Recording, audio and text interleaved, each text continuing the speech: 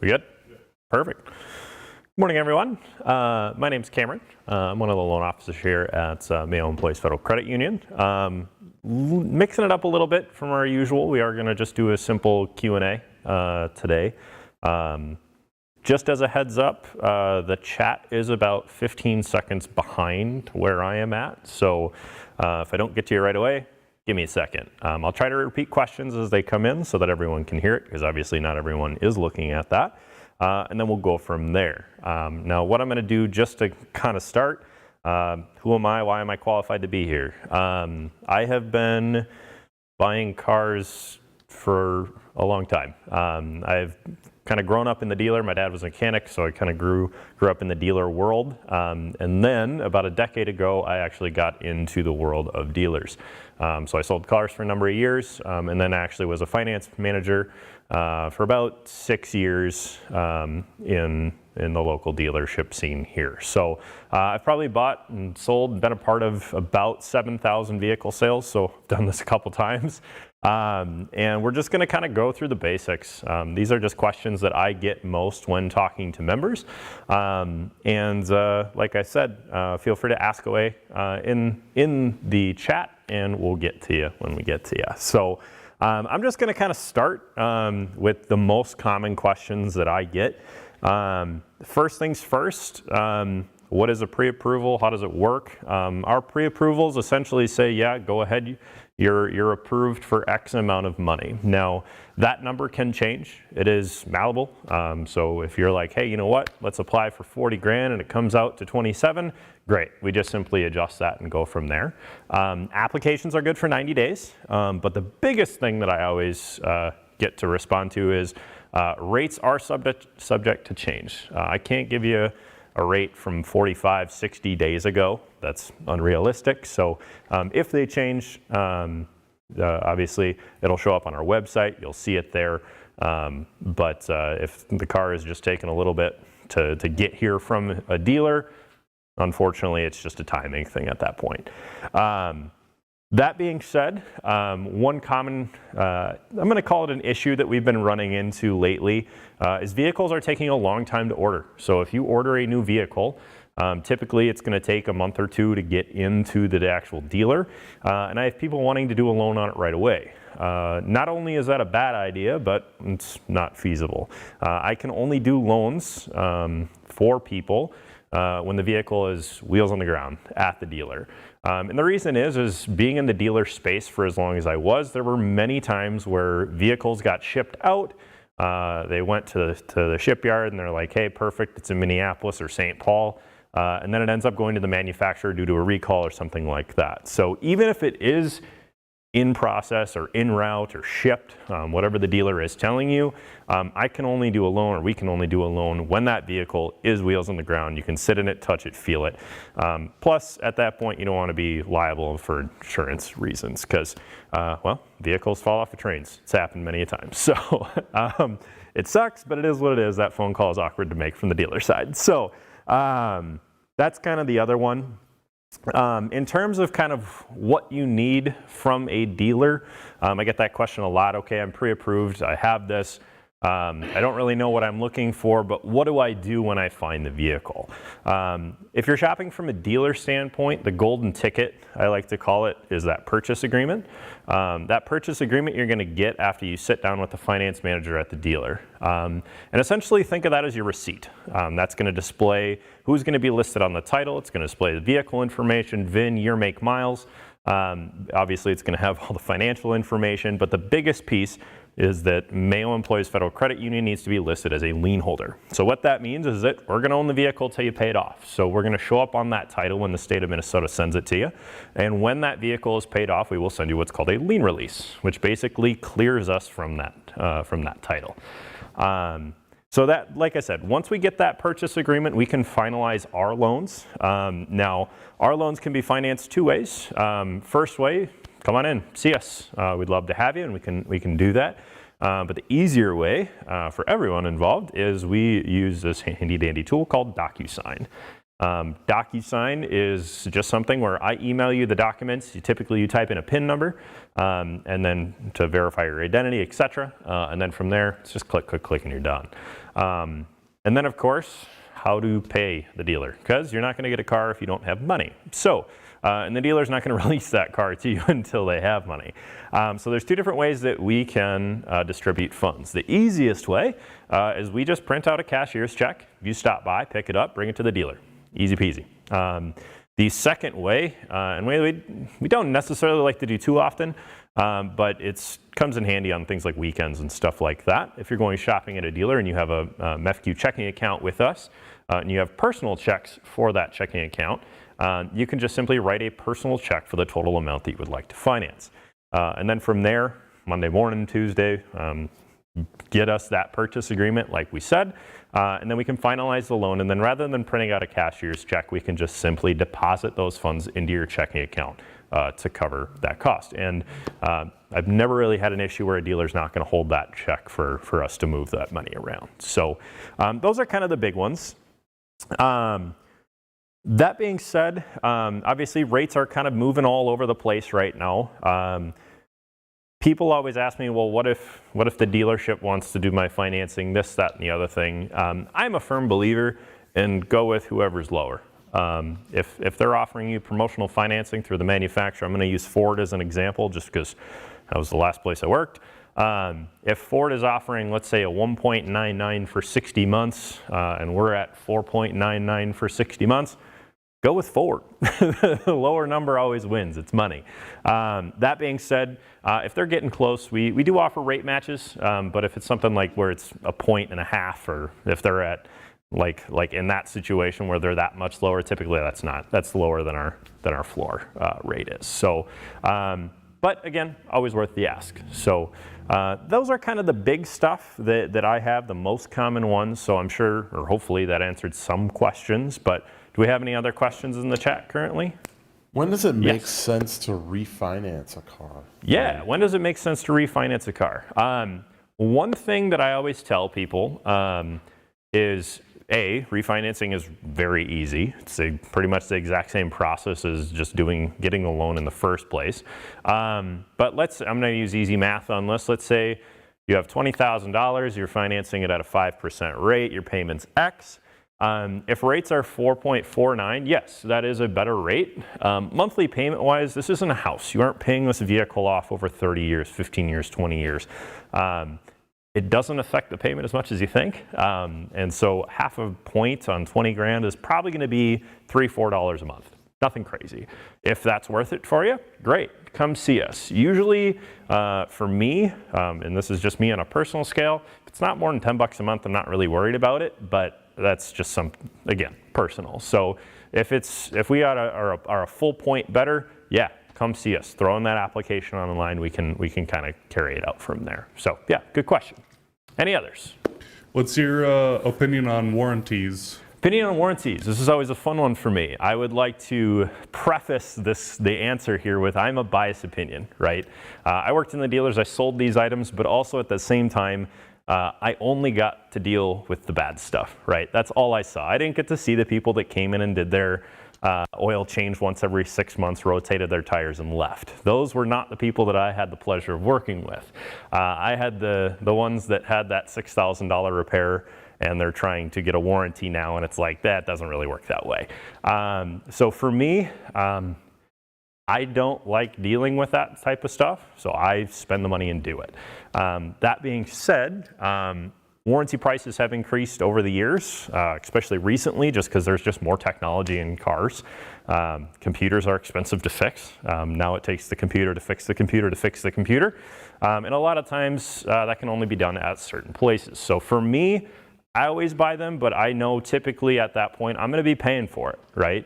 I am going to be paying that 50, 60 bucks a month for that coverage, just because that's one thing that I don't want to worry about. If something breaks for me, I just want to go, drop it off, say, hey, fix it, here's my $100 deductible, and be done with it.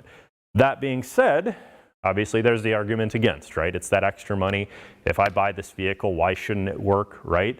But the big thing is stuff happens, right? I mean, nothing's perfect. It is what it is, and that's just kind of my thought on it. One thing that is kind of tricky with that is typically we include the price of that warranty in the value of the vehicle. So for example, if the value of the vehicle is $100,000 and the warranty cost is 10, I'm going to use a stupid number because that's a ridiculous amount of money to pay for a warranty unless you're buying like an Aston Martin or something ridiculous like that. So anyways, that's beyond the point. Now we're financing 110% of that vehicle's value. And there's a cap to that. We're only going to let you finance so much based off of how the vehicle is worth. And obviously with vehicle values changing often, sometimes you can get yourself in a little bit of trouble. But honestly, at the end of the day, it's just, do you want to worry about it or not? Is it worth those extra funds? If you are going to purchase one, do not purchase one from an online source, right? Go to a dealer, purchase it there because they have every reason to say yes to fix that vehicle, right? So if you go to a dealer, you purchase a vehicle service contract from them, and then you go there to get your car fixed, they're going to argue better than an online service would to get that part fixed or stuff like that. Because if they don't, it's their product. You can say, well, you sold me this, you told me it was going to cover it, now it's not doing that. That's a conversation that they just don't want to have. Whereas if you purchase it from an online supplier, they're going to look for every reason to say no, because you can't talk to them in person, right? They're just going to say no. Tough, right?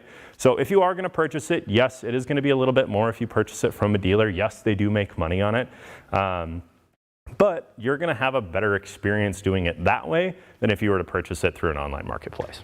So, super long answer to a very basic question. So hopefully that helps.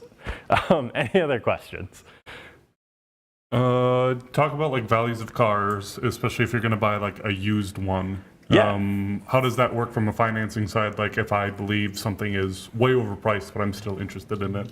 Yeah, for sure. So this will happen a little bit more for like specialty vehicles, but the question is let's say the vehicle's value says it's worth 20 grand, but they have it priced at 25. How do I go about that? Is that kind of a fair? Perfect. So essentially, yes. The vehicle that you want to buy sometimes doesn't make sense on the financial side of things. I have been guilty of this. I have bought many vehicles where it's like, nope, I want that car because that's the car I want, and I'll pay whatever it is to get it. I don't care what the vehicle value says. Now, that being said, can that cause issues on the financing side? Yes, 100%. We will not finance a vehicle if it's over a certain threshold like I was talking about with the service contract. So, again, easy numbers here. Let's say the vehicle is worth $100,000. We're just going to use a Corvette, for example, one of the new fancy ones. If a dealer is selling that for $150,000, no, I will not give you $150,000 to buy a $100,000 vehicle. There is that threshold. Usually that threshold is about 115 to 120% depending on the vehicle. All right. So in that case, you're going to have to put some money down. You're going to have to put some skin in the game to get those ratios right. And if you can't, I can't finance it for you.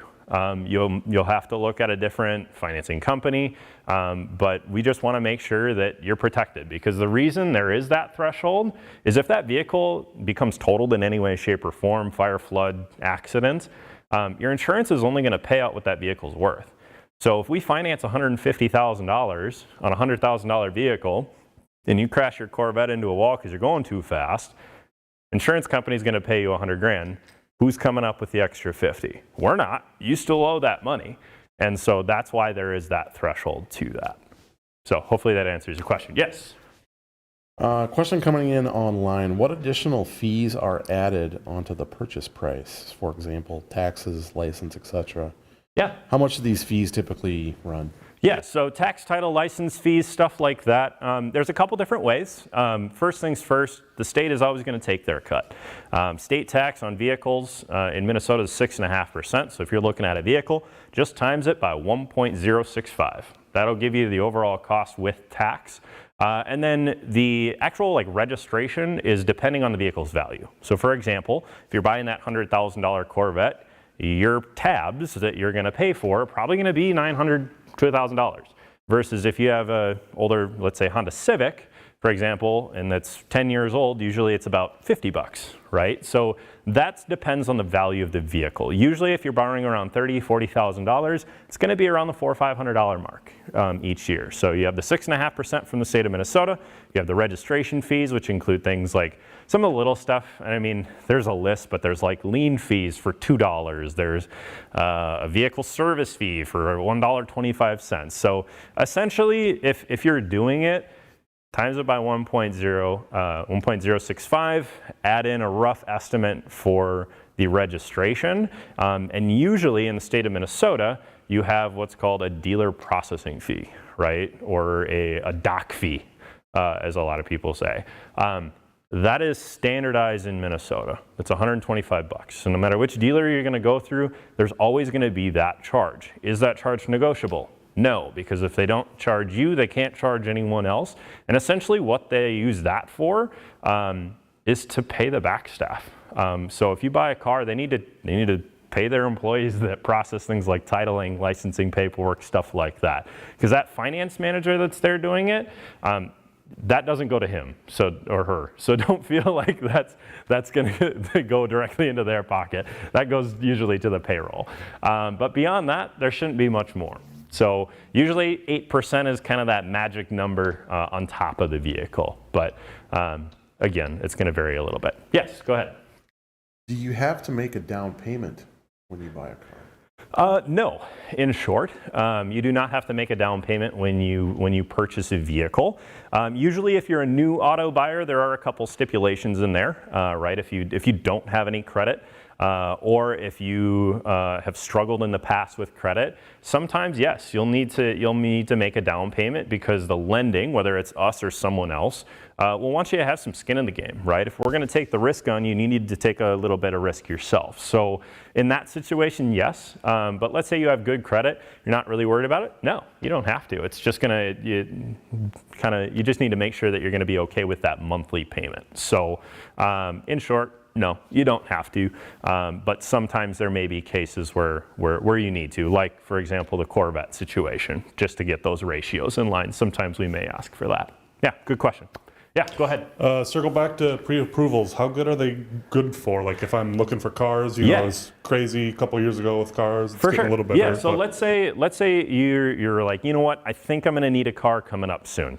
Great. If you want to apply for pre-approval for X amount of money, those pre-approvals are good for 90 days. After that, we would need to pull credit again and go through that process because, well, a lot can happen in 90 days. But yeah, after that, they will just simply expire and we will need to go through that process again.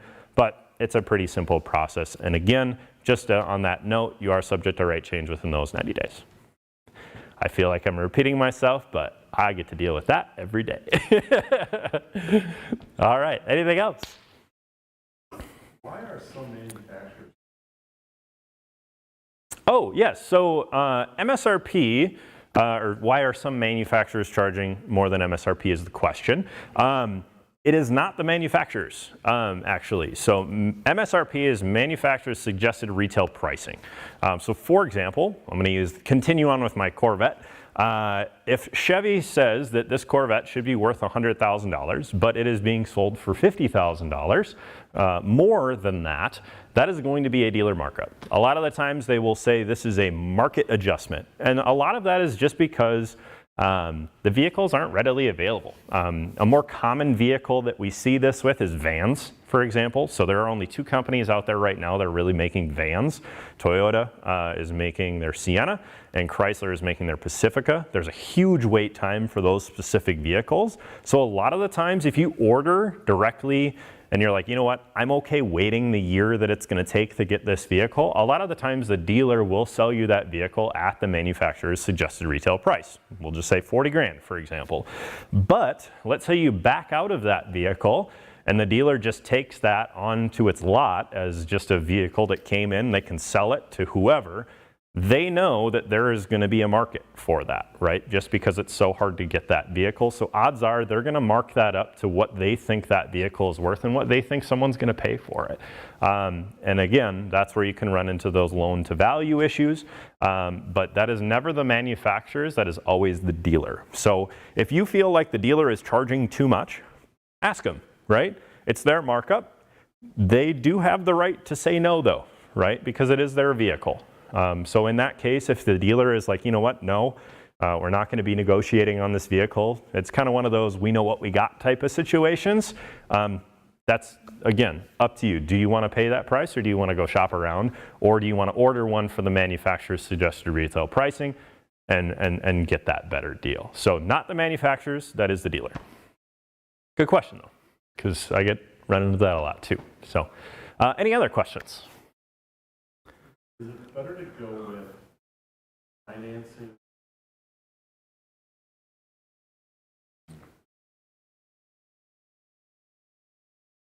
Dealers providing something. Mm-hmm. How does that teach financing? Or if you have a choice between dealer, offer. Oh, yeah. Perfect. So good question. So if the question was, let's say the dealer is offering 0% financing with no rebates, or 60 months at $499 with $2,000 in rebates, or do you finance through your own bank and still get the $2,000? Am I getting that question right? Perfect. So in that case, honestly, it's just math, right? If the 0%, you're going, odds are, if you're financing a decent amount of money, like 20 grand over, you're going to save money by going with the 0% option versus paying interest on a loan. But honestly, it just comes down to the math. And that is, again, where we can be helpful. So, and also too, as a point to that, use our online tools that we have available. If you go to the loan, specifically the vehicle loan section of our website, we do have a loan calculator tool that you can use where you can adjust rates and say, okay, perfect. If I'm financing 50 grand at 0%, what's my monthly payment going to be? How much interest am I going to pay over that period? Versus, okay, well, if I finance it and get that $5,000 rebate, perfect. I'm financing 45,000 at 5%. How much interest am I paying, right? If you're paying $6,000 in interest, go with a 0%, right? Because it doesn't add up over the course of that. But for example, we had a lot in when I was working in the dealers is we would have people that are like, you know what, I'm going to pay this loan off early. So the interest, that doesn't really bother me. I'm going to take the money, get my and then just pay the loan off early. So we do have that as well. So hopefully that answered your question. Yes? Question online from Crystal. Concerning used cars, how much negotiating ability do we have in light of the current market values? Yeah. And is that taken into consideration for the loan value?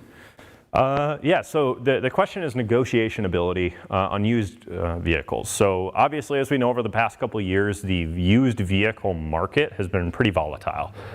Values are going all over the place for vehicles depending on the day, right?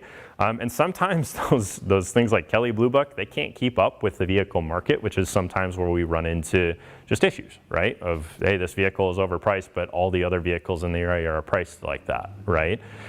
Negotiation power depends on the dealer, right? If you're a negotiator and you want to go through that process, great, more power to you. I can honestly say about probably 80 to 90% of dealers that are out there have gone to a no negotiation pricing. And the reason is this beautiful thing called the internet, right? If I'm looking for an F-150, I can type in 2023 Ford F-150 and I'm going to get 300 different options, right?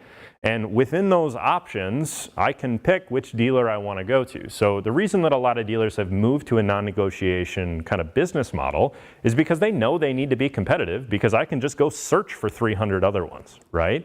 And so a lot of the times at those no negotiation dealerships, you can't negotiate on the new vehicle, right? But you can negotiate on things like trade value, interest rate that you're getting, depending on, okay, I'm financing through my own bank, stuff like that. That's where you can make more of a difference rather than setting the price of the new vehicle. And so if you want to go through that process, you're probably going to get a no from the dealer side of things. And same type of thing, like let's say I talked about with the van. Let's say they have a vehicle that's pretty desirable or sought after, and they're marking that up. Again, it's one of those, I know what I got type of situations. If you can negotiate to get a better deal, great, that's fine. If you can't, and it doesn't fit within that loan to value issue that we were talking about, you may need to put some money down to make up for that overpriced, basically. But most dealers nowadays have gone to a non-negotiation business model. So hopefully that answered your question a little bit, but that's kind of a dealer by dealer question, I guess. So yes, another question. Let's say I financed a vehicle through the dealer. Yeah. How long do I need to wait before I can refinance? For the sure. credit So union? yeah, question was financed through the dealer. Maybe it was a weekend and you were just like, you know what, I just want to be done with it. That's fine. You just need to wait for your title. At the end of the day, that's it. We do want you to make that first payment because that's just, you're kind of dodging payments at that point. we're probably going to say no to that because a lot of the times it's 45 days to the first payment and then we have another 45 days to the first payment. We're not going to let you do that. So usually you have to make your first payment. You have to get the title from the state of Minnesota. Sometimes state of Minnesota can take anywhere from a week to 9 weeks to months. So it's one of those, you do need to have your title in hand in order to refinance a loan. And then usually, like we said, we want you to make that first payment. So yes, you'll have to set up the account with whatever bank that the dealer signs you up with, make that payment, and then from there, you can get us that information that we need in order to get you that better rate. Or just kind of make sure that you have everything all in one place. So good question though, because I've run into that before where I have to tell people, nope, gotta wait. All right, any other questions? No? Perfect. So like I said, I'm just going to kind of move over to slide 2. This is me. Again, you got my contact information there. You have my email there. If you have other questions, feel free to just zip them over to me. I'd be more than happy to answer. Otherwise, again, if you apply for a loan online, it's super easy. It takes about 5 minutes to actually go through that process. And then from there, one of our loan officers will be more than happy to reach out and, again, answer any further questions that you have.